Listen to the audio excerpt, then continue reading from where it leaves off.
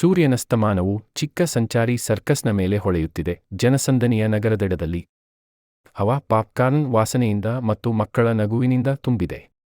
ಆದರೆ ಪ್ರಕಾಶಮಾನವಾದ ದೀಪಗಳ ಹಿಂದೆ ಒಂದು ಸಣ್ಣ ಆನೆ ಒಂಟಿಯಾಗಿ ಕೂತಿದೆ, ದುಃಖಿತರಾಗಿ ಮತ್ತು ಸುಸ್ತಾಗಿ ಕಾಣುತ್ತದೆ.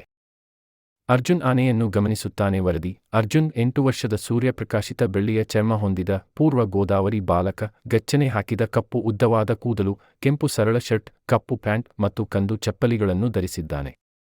ಅವನು ಸರ್ಕಸ್ನಲ್ಲಿ ತಿರುಗುತ್ತಾ ಆ ಸಣ್ಣ ಆನೆಯನ್ನು ನೋಡಿದಾಗ ಕಾಳಜಿಯ ಕಣ್ಣುಗಳಿಂದ ನೋಡುವನು. ಸಣ್ಣ ಆನೆಯ ಸಂಕಷ್ಟಗಳು. ವರದಿ: ಅರ್ಜುನ್ ಆನೆಯನ್ನು ಪ್ರಣೆಯಾಗಲು ಹೋರಾಡುತ್ತಿರುವುದನ್ನು ಕಲಿಯುತ್ತಾನೆ, ಏಕೆಂದರೆ ಅದರ ಕಾಲು ಗಾಯವಾಗಿದೆ. ತರಬೇತುದಾರನು ಕೋಪಗೊಂಡಂತೆ ತೋರುತ್ತಾನೆ ಮತ್ತು ಇತರ ಪ್ರದರ್ಶಕರು ಆನೆಯ ನೋವಿನ ಕಡೆ ಗಮನಿಸುತ್ತಿಲ್ಲ. ಅರ್ಜುನ್ ತನ್ನ ಮುಷ್ಟಿಯನ್ನು ಬಿಗಿಗೊಳಿಸುತ್ತಾ ಸಹಾಯ ಮಾಡುವ ತೀರ್ಮಾನವನ್ನು ಮಾಡುತ್ತಾನೆ. ಅರ್ಜುನ್ನ ಸೌಮ್ಯ ಕಾಳಜಿ. ವರದಿ: ಅಲ್ಲಿಯೇ ರಾತ್ರಿ ಎಲ್ಲರೂ ವಿಶ್ರಾಂತಿಯಾಗಿರುವಾಗ ಅರ್ಜುನ್ ಸೀಕ್ರೆಟ್ ಆಗಿ ಬಂದವನು ಔಷಧಿಗಳನ್ನು ತಂದು ಆನೆಯ ಕಾಲಿಗೆ ಮೃದುವಾಗಿ ಲೇಪಿಸುತ್ತಾನೆ. ಆನೆಯು ಕೃತಜ್ಞತೆಯಿಂದ ಅವನನ್ನು ನೋಡುವುದು, ಅದರ ದೊಡ್ಡ ಕಣ್ಣುಗಳು ಮೃದುಗೊಳ್ಳುತ್ತವೆ. ಪ್ರದರ್ಶನ. ವರದಿ: ಮುಂದಿನ ದಿನ ಆನೆಯೂ ಚೆನ್ನಾಗಿ ಆಯಿತು.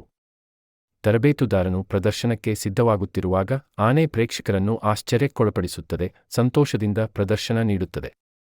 ಜನರು ಸಂಭ್ರಮಿಸುತ್ತಾರೆ. ಅರ್ಜುನ್ ಹೆಮ್ಮೆಪಟ್ಟು ನಗುತ್ತಾನೆ. ಕರ್ಣ, ಮತ್ತೊಬ್ಬ ಪೂರ್ವ ಗೋದಾವರಿ ಬಾಲಕ, ಜನಸಂದಣಿಯ ನಡುವೆ ನಿಂತು ಆಶ್ಚರ್ಯದಿಂದ ನೋಡುತ್ತಾನೆ. ಶಾಶ್ವತ ಸ್ನೇಹ. ವರದಿ: ಪ್ರದರ್ಶನದ ನಂತರ ಆನೆ ಅರ್ಜುನ್ ಕಡೆಗೆ ಓಡಿಹೋಗಿ ತನ್ನ ತೆಳುವಾದ ತುದಿಯನ್ನು ಅವನಿಗೆ ಸುತ್ತಿಕೊಳ್ಳುತ್ತದೆ. ತರಬೇತುದಾರನು ಕರುಣೆಯಿಂದ ನೋಡಿ ಅರ್ಜುನನ್ನು ಯಾವುದೇ ಸಮಯದಲ್ಲೂ ಭೇಟಿ ನೀಡಲು ಅನುಮತಿಸುತ್ತಾನೆ. ಕರ್ಣ ಕೂಡ ಸ್ನೇಹಿತನಾಗಿ ಸೇರಿ ಆನೆಯ ಕಾಳಜಿಯನ್ನು ವಹಿಸುತ್ತಾನೆ. ಈ ಸ್ನೇಹ ಅಳಿಯದಾದುದು.